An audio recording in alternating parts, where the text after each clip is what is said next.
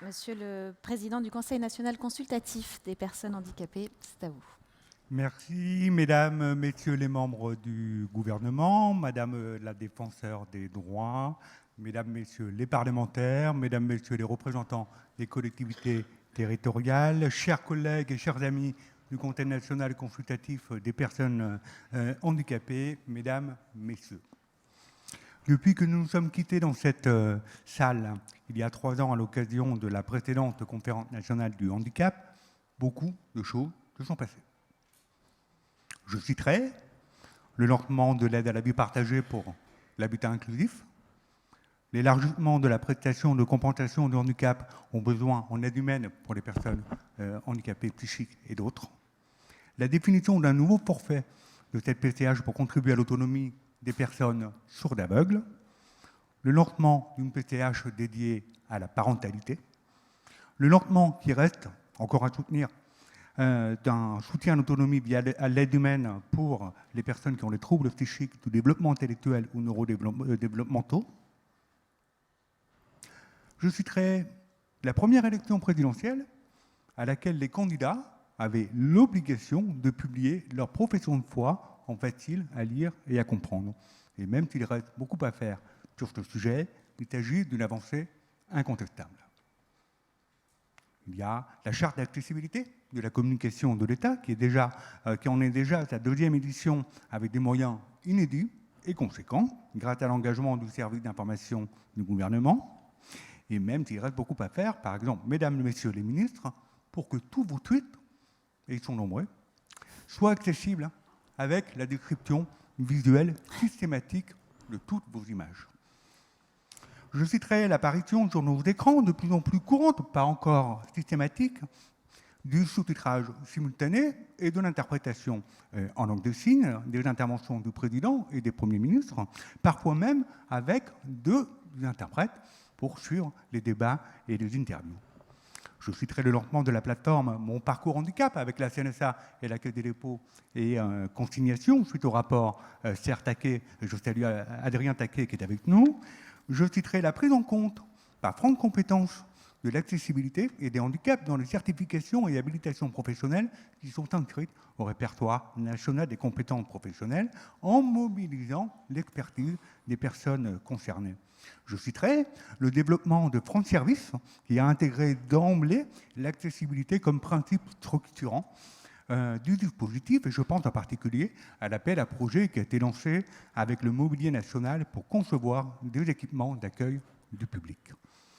Je citerai encore la relance avec le Comité consultatif national d'éthique et le CNTPH de nos travaux sur l'accès des personnes handicapées à leur vie amoureuse, intime et sexuelle, notamment avec un encadrement sexuel formé et encadré. Ces avancées, il y en a certainement d'autres, elles sont à saluer. Et je voudrais à cet égard rendre hommage à l'action engagée et déterminée de Sophie Cluzel, qui a été secrétaire d'État en charge de nos politiques d'accès aux droits communs pendant 5 ans, placée auprès des premiers ministres. Merci beaucoup, chère Sophie. D'autres avancées plus rares sont plus récentes. Je pense bien évidemment à la décision de déconjugaliser l'âge pour ne plus prendre en compte les revenus du conjoint dans le calcul de l'allocation adulte handicapé. Je voudrais aussi évoquer la démarche engagée autour de la préfiguration de France Travail, puisque personne n'est inemployable, et que nous avons là l'opportunité inédite de placer l'accès et le maintien dans l'emploi des personnes dites handicapées dans le droit commun du service public de l'emploi. Est-ce que tout cela nous donne une politique cohérente et coordonnée basée sur l'approche par les droits, avec une vision globale et une programmation pluriannuelle? Non. Et nous en sommes encore loin. C'est ce que vient de nous rappeler le Conseil de l'Europe dans sa décision visant notre pays et les violations constatées de la Charte des droits sociaux, dans le prolongement de l'observation finale du Comité des droits de l'ONU suite à l'audition de la France pour évaluer notre mise en œuvre de la Convention relative aux droits des personnes handicapées des Nations Unies. Je salue ici la mobilisation des associations représentatives pour nous pousser à nous conformer à nos obligations et à nos engagements. Et que nous pouvons raisonnablement affirmer que nos politiques publiques d'accès aux droits communs s'appuient sur une co-construction avec les personnes concernées, leurs représentants et les parties prenantes. De toute évidence, non. Et si certaines organisations ont choisi de ne pas être ici aujourd'hui, nous devons entendre et prendre en compte leur message d'alerte sur le risque d'une perte de confiance dans notre capacité à mettre en œuvre nos lois et à respecter les engagements que nous avons pris pour garantir l'accès de tous aux droits fondamentaux. Nous devons aussi sortir de cette méfiance qu'il y a à l'égard des représentants des personnes handicapées et de leurs organisations. Nous souhaitons passer d'une logique de consultation unilatérale à une vraie démarche de co-construction. Je vous propose que dès demain matin, sur la base des décisions qui seront annoncées et partagées aujourd'hui, nous puissions définir un nouveau contrat de co-construction avec le CNCPH et la mission impérative de renforcer la participation des personnes elles-mêmes concernées.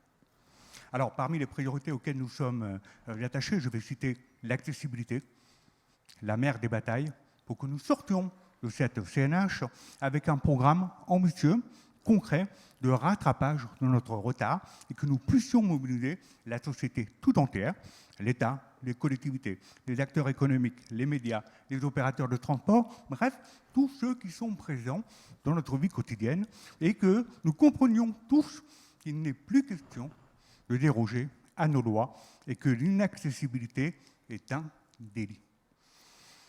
Je citerai l'école, je citerai l'enseignement supérieur, qui est le chantier prioritaire du CNCPH depuis l'appel lancé par le président de la République il y a 3 ans. Je citerai l'emploi, les ressources pour une vie digne avec une allocation adulte handicapé nécessairement revalorisée au niveau du seuil de pauvreté. Et pour celles et ceux qui sont dans l'incapacité de travailler, un revenu de remplacement aligné sur le SMIC. Je citerai la communication alternative et améliorée. Je citerai la vie intime, amoureuse et sexuelle. Et je voudrais aussi rappeler le besoin d'avoir cet observatoire des besoins, parce que nous ne pouvons pas dire d'un côté que nous sommes le pays qui a les dépenses les plus élevées en matière de handicap par rapport à son budget global, et dans le même temps, ne pas avoir les moyens de faire un observatoire pour évaluer ses besoins en temps réel et de constater les évolutions en matière d'accessibilité. Donc tout ça, nous y parviendrons si demain nous mettons en place aussi un suivi et un pilotage extrêmement resserré, nécessairement interministériel, avec la Première ministre, avec le comité interministériel du handicap, son secrétariat général, je salue Céline Poulet, et le réseau très précieux des hauts fonctionnaires au handicap et à l'inclusion de chaque ministère, et, paraît-il, un nouveau réseau de sous-préfets référents accessibilité dans les préfectures. Pour terminer, nous devons aussi encourager toutes les innovations, qu'elles soient sociales ou technologiques. Je pense à la maison perchée, je pense à l'éloquence de la différence, je pense à Omni, je pense encore au journal Le Monde qui vient de publier pour la première fois un article en facile à lire et à comprendre. Et je pense par exemple aux pompiers du Calvados qui développent un projet totalement innovant pour pouvoir communiquer avec tous les publics en situation d'urgence. Il y a aussi, je termine bientôt, cette visibilité nouvelle dans les médias. Je pense bien évidemment au papotin du service public de l'audiovisuel dont nous pouvons aujourd'hui être très fiers.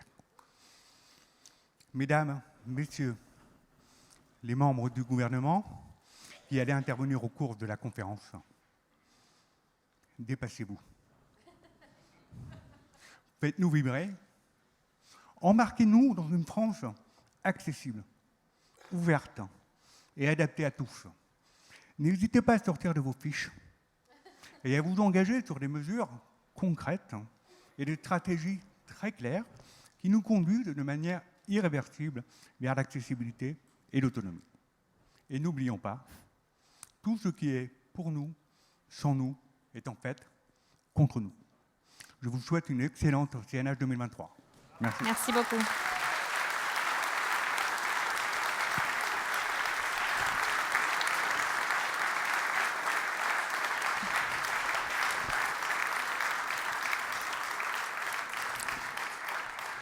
Merci beaucoup, Jérémy Beauroy. Vous pouvez tous les trois rejoindre vos sièges.